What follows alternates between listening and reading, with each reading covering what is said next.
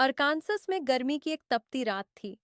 बच्चे नंगे पांव घास पर दौड़ रहे थे, जुगनुओं का पीछा कर रहे थे, जबकि माताएं स्टैंड से तालियां बजा रही थीं। हवा में पॉपकॉर्न और धूल की गंध थी, और अंधेरे में एल्यूमीनियम के बल्ले की आवाज गूंज रही थी। 18 साल की मॉर्गन निक अपनी माँ के साथ लिटिल लीग का खेल देखने आई थी। वह गोरी, नंगे पांव और चंचल थी। खेल खत्म होने तक मॉर्गन गायब हो चुकी थी।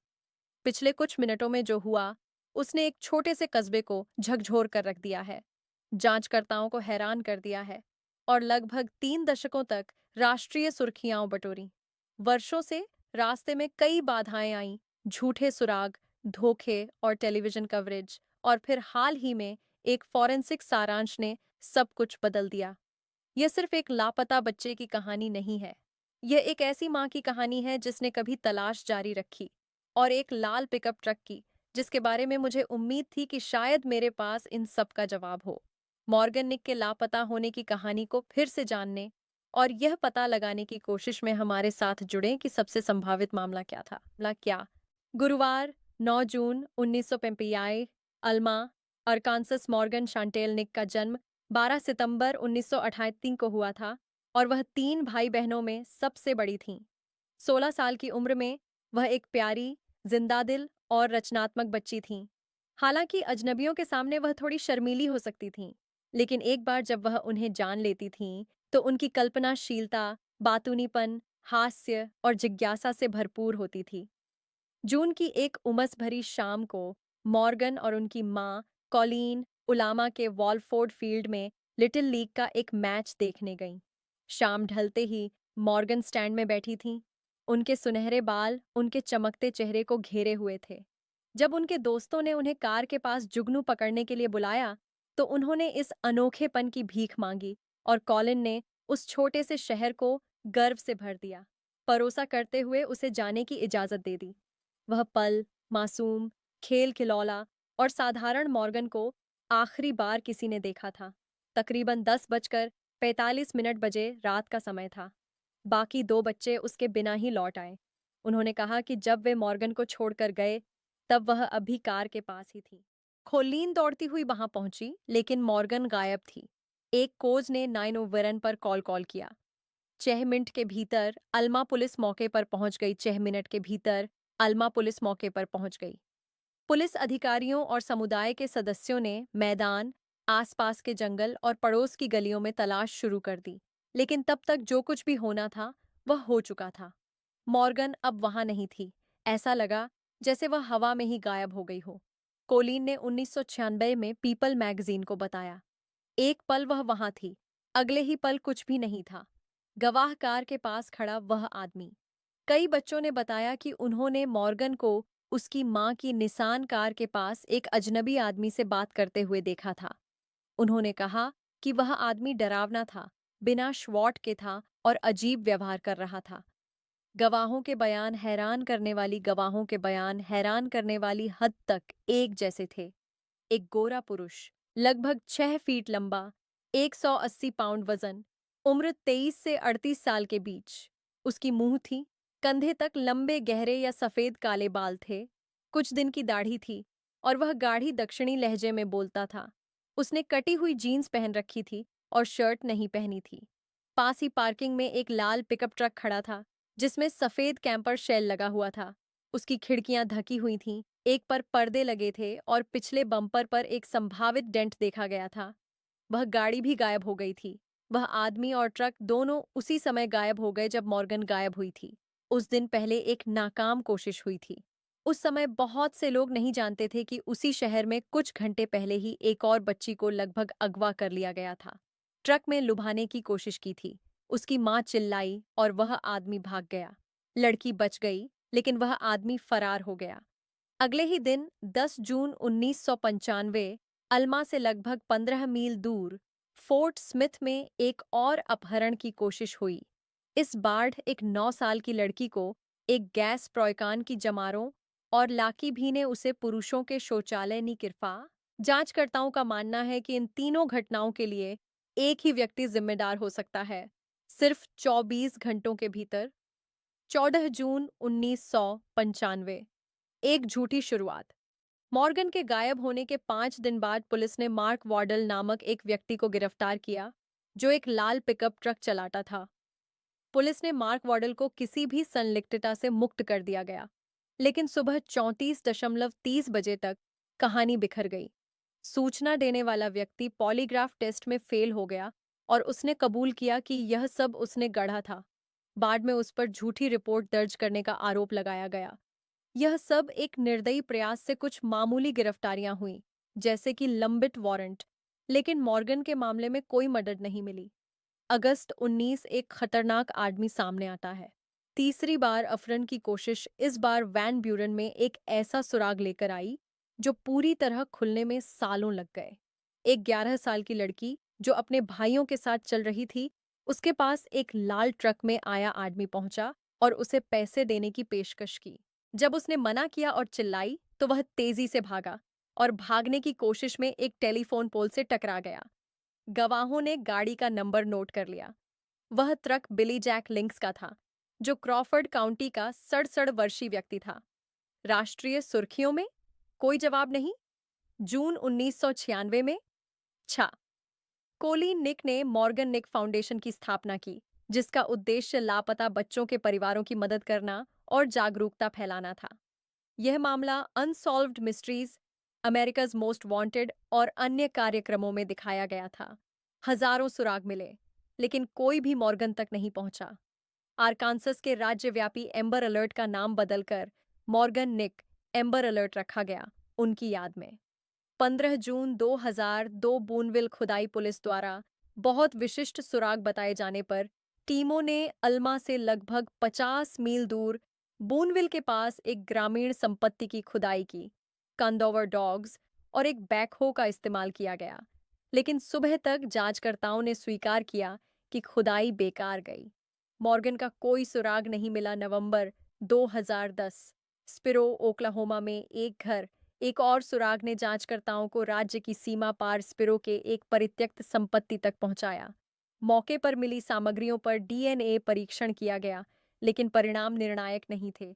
वे दिसंबर 2017 में फिर लौटे, इस बार कैडवर डॉग्स के साथ, जिन्होंने एक पुराने कुएं पर संकेत दिया।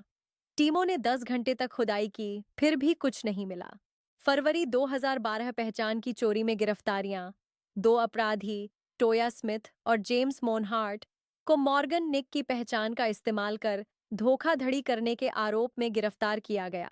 उन्होंने उसका सोशल सिक्योरिटी नंबर प्राप्त कर लिया था और उसे ऑनलाइन इस्तेमाल करने की कोशिश कर रहे थे। जांचकर्ताओं ने निष्कर्ष निकाला कि यह कृत्य मॉर्गन के भाग्य से असंबंधित था। बस अपराधियों ने एक लापता व्यक्ति के नाम का दुरुपयोग किया था। जुलाई 2020 ट्रक फिर से सामने आता है। पर्दे के पीछे बड़े घटनाक्रम चल रहे थे। प्रारंभिक डिन परीक्षण सीमित था, लेकिन बाल का रंग मॉर्गन से मेल खाता था। नवंबर 2021 में FBI little rock field office ने निक मामले में लिंक को एक संदिग्ध व्यक्ति के रूप में नामित किया। बाल का रेशा निर्णायक नहीं था अभी तक।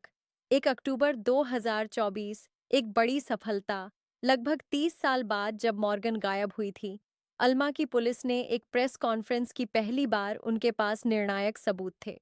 लिंक के टस्चेक की कारपेटिंग के नीचे मिला एक सुनहरा बाल उन्नत डीएनए अनुक्रमण के जरिए जांचा गया। इसने मॉरिसन पब्लिकली के मां कोलिन के साथ प्रथम डिग्री आनुवंशिक मेल का खुलासा किया। जैसा कि आल्मा पुलिस प्रमुख जेफ पॉइंटर ने कहा, ये दृढ़ता से संकेत देता है कि मॉर्गन लिंक के ट्रक में थी। फर्श की चटाई में मिले अतिरिक्त रेशे उस गर्ल स्काउट टी शर्ट से मेल खाते थे जो मॉर्गन ने उस रात पहनी थी। प्रैक्टिक रूप से मुख्य संदिग्ध नामित किया गया। हम उसे ढूंढना चाहते हैं और उसे वहीं सुलाना चाहते हैं जहां वह रहती है। मॉर्गन के गायब होने के 2 महीने बाद लिंक्स को पहली बार गिरफ्तार किया गया था, जब उसने पास के वैन ब्यूरन में एक और छोटी लड़की को अपने ट्रक में लुभाने की कोशिश की थी। उस समय सारे सुराग पूरी तरह से नहीं जुड़े थे, लेकिन उसका लाल 1986 का फोर्ड पिकअप, जिसमें सफेद कैंपर शेल भी था, गवाहों द्वारा बेसबॉल मैदान पर बताए गए वाहन के विवरण से लगभग पूरी तरह मेल खाता था। 2020 में जब ट्रक बरामद किया गया, तो जांचकर्ताओं ने आधुनिक फोरेंसिक परीक्षण किए। अंदर उन्हें दो महत्वपूर्ण सबूत मिले। एक सुनहरे बाल का तिनका जिसे बाद में 2024 में उन्नत डीएनए परीक्षण के जरिए मॉर्गन की मां के साथ पी मेंबर्स डिग्री आनुवंशिक संबंध की पुष्टि की गई।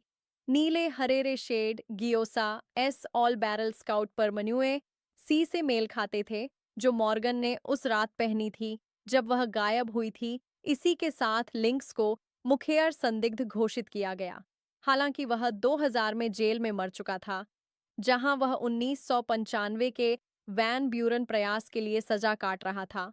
फोरेंसिक निष्कर्षों ने मॉर्गन को उसकी गाड़ी के अंदर मौजूद दिखाया। करीब 30 साल में यह पहली ठोस सबूत था। पहली ठोस सबूत था। पहली ठोस सबूत था। पहली ठोस सबूत था। पहली ठोस सबूत था।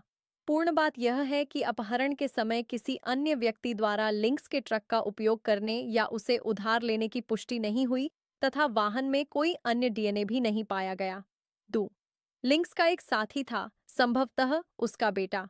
यह सिद्धांत मामले के मूल तथ्यों को स्वीकार करता है कि किसी समय मॉर्गन निक बिली जैक लिंक्स के लाल ट्रक में थी, लेकिन यह सुझाव देता है कि लिंक्स ने अकेले काम नहीं किया हो सकता है, विशेष रूप से कि कोई और संभवतः उसका बेटा वह व्यक्ति हो सकता है जिसे घटना स्थल पर देखा गया था या यहाँ तक कि वही जिसने अपहरण किया था। इस सिद्धांत का अधिकांश भाग एक लगातार असंगति पर निर्भर करता है, जो है चश्मदीद गवाहों द्वारा बताई गई उम्र का मेल न खाना। उन लड़कियों ने जिन्होंने उस रात मॉर्गन के पास मैन को देखा था, 23 से 38 साल के बीच किसी व्यक्ति का वर्णन किया था। लिंक्स 59 साल का था, अंधेरे में बिना शर्ट के और बिना शर्ट के और ट्रक के पीछे आंशिक रूप से छिपे हुए। यह संभव है कि बच्चा किसी की उम्र का गलत अनुमान लगा ले, लेकिन क्या यह संभव है कि वे 3 दशक कम कर दें? इस सवाल ने एक लगातार चलने वाले सिद्धांत करें को जन्म दिया है, जिस पर रेडिट और वेब स्लूथ्स जैसे फोरमों पर चर्चा होती रही है कि लिंक्स का बेटा जिसके होने की रिपोर्ट है, शायद इसमें शामिल था।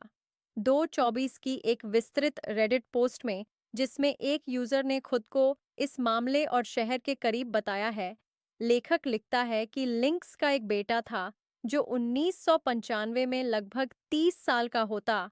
उसके बारे में जाना जाता था कि वह परेशान रहता था और बिली जैक की गिरफ्तारी के बाद उसने खुद को बहुत छुपा लिया था। पोस्ट में आगे लिंक्स परिवार में एक सुरक्षा की प्रवृत्ति का वर्णन किया गया है, खासकर मां की ओर से पूछते लिंक्स को लाल छुपा लिया थी। हालांकि इनमें से किसी भी बात की पुष्टि कानून प्रवर्तन द्वारा नहीं की गई है, लेकिन इस सिद्धांत में इतनी ताकत है कि यह मामले में कई लंबित सवालों को समझा सकता है। ट्रक पूरी तरह से मेल खाता है। यह ट्रक बिली जैक लिंक्स का था। यह ट्रक बिली यैक लिंक्स का था, जिसे मॉर्गन के गायब होने के सिर्फ 2 महीने बाद एक और बच्चे का अपहरण करने की कोशिश करते हुए पकड़ा गया था। डीएनए सबूत जो मॉर्गन के बाल के रूप में मिला, उसे ट्रक के अंदर होने की पुष्टि करता। डीएनए सबूत जो मॉर्गन के बाल के रूप में मिला, उसे ट्रक के अंदर होने की पुष्टि करता है। इसमें बिली जैक लिंक्स को संदिग्ध व्यवहार करते हुए क्यों नहीं देखा, जबकि बॉल फील्ड भीड़ से भरा हुआ था। हालांकि इसमें एक बड़ी सीमा है। बेटे का नाम कभी बिली जैक लिंक्स को मुख्य संदिग्ध बताया गया। अधिकारियों ने किसी दूसरे व्यक्ति या साथी का कोई जिक्र नहीं किया। असल में जब एफबीआई ने 2021 में जानकारी के लिए अपील की थी, तो उन्होंने उन सभी लोगों से मदद मांगी थी जो लिंक्स को जानते थे, खासकर 1995 की गर्मियों में, जिससे यह संकेत मिलता है कि वे अब भी उसकी गतिविधियों और संबंधों की कड़ियां जोड़ रहे थे। अब तक कोई भी गवाह सामने नहीं आया है जिसने किसी छोटे लिंक्स को घटनास्थल पर देखा हो। कोई भी फोरेंसिक सबूत किसी अन्य व्यक्ति को ट्रक से नहीं जोड़ता और किसी भी रिश्तेदार के खिलाफ कोई आरोप दर्ज नहीं किया गया है। फिर भी जो लोग इस मामले को करीब से देख रहे हैं, उनके लिए यह सिद्धांत एक मुखिया तनाव को संबोधित करता है कि मॉर्गन निस्संदेह उस लाल ट्रक में थी, लेकिन शायद उस आदमी के साथ नहीं थी जिसे लोग मानते थे। जैसा कि एक रेडिट कमेंट करने वाले ने कहा, बच्चे ने 30 के दशक के एक आदमी को देखा था। ट्रक 67 वर्षीय व्यक्ति का था। हो सकता है कि हम हमेशा से दो लोगों को एक संदिग्ध के रूप में देखते रहे हों। एक पूरी तरह से अलग अपराधी। एक तीसरा सिद्धांत बिली जैक लिंक के अलावा किसी और का अपहरण करने वाले मॉर्गन निक का सुझाव देता है, जो एक अज्ञात शिकारी है जिसकी कभी पहचान नहीं हो सकी। समर्थकों ने फोरेंसिक साक्ष्य पर सवाल उठाते हुए कहा कि हो सकता है कि बाल स्थानांतरित किए गए हों या किसी और ने लिंक के ट्रक का इस्तेमाल किया हो। अपहरण बिली जैक लिंक ने अकेले किया था। उसे आखिरी बार अपनी मां की कार के पास देखा गया था। कुछ ही मिनटों में वह और एक लाल पिकअप ट्रक दोनों गायब हो गए। फाइबर उस गर्ल स्काउट शर्ट से मेल खाते थे जो मॉर्गन ने उस रात पहनी थी। कोई अन्य डीएनए नहीं मिला। कभी कोई और संदिग्ध नहीं देखा गया। आंखों देखी गवाहियों में एक ऐसे व्यक्ति का वर्णन किया गया था जिसकी उम्र 20 या 30 के दशक में थी, लेकिन ये बयान रात में तनाव में बच्चों से आए थे। अनुसंधान और मामले के इतिहास से पता चलता है कि बच्चे आमतौर पर अविश्वसनीय अनुसंधान और मामले के इतिहास से पता चलता है कि बच्चे आम तौर पर अविश्वसनीय होते हैं, खासकर जब बात वयस्कों की उम्र का अनुमान लगाने की हो। जिरधट शर्टर विस ह्यूमनिस जो हस अग्के शून्य विनहून को विवंदेहा और इस रहा विन हो पह स्क्रीजा न विवन सफुजाए विरधत सबर्व को शोचुत शो कि अको यह दे कुछू ऐ था।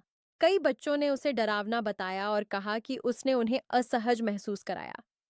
यह व्यवहार खासकर जब उसी दिन पहले हुई असफल अपहरण की कोशिश की समय रेखा में रखा जाए तो बहुत ही चौंकाने वाला है।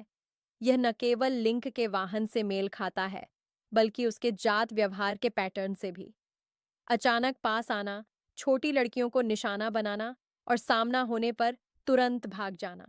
हालांकि उम्र का विवरण, एक छोटे साथी के बारे में चल रही प्रोफाइल और वाहन की समानता कहीं अधिक सुसंगत और विश्वसनीय संकेतक हैं। बाकी सब कुछ स्थान, समय, व्यवहार एक ही अपराधी की ओर इशारा करता है। पैटर्न पहले से ही चल रहा था, मौका बहुत कम था, और सबूत जो दशकों बाद मिले, आखिरकार उस जगह को भर गए जहां पहले सिर्फ अटकलें थीं। कभी भी किसी साथी की पहचान नहीं हुई, कभी भी किसी दूसरे व्यक्ति को नहीं देखा गया। लिंक को किसी मदद की जरूरत नहीं थी। उसके पास ट्रक था, नजदीकी थी, इतिहास था और अब नकारा नहीं जा सकने वाला भौतिक सबूत भी था। दुर्भाग्यवश यह संभावना नहीं है कि हम कभी जान पाएंगे कि मॉर्गन के अवशेष कहाँ छुपाए गए हैं। यह मात्र व्यक्ति जिसे यह निश्चित रूप से पता था, वह था बिली जैक लिंक, और वह बिना कोई इकबालियां बयान, सुराग या निशान छोड़े मर गया।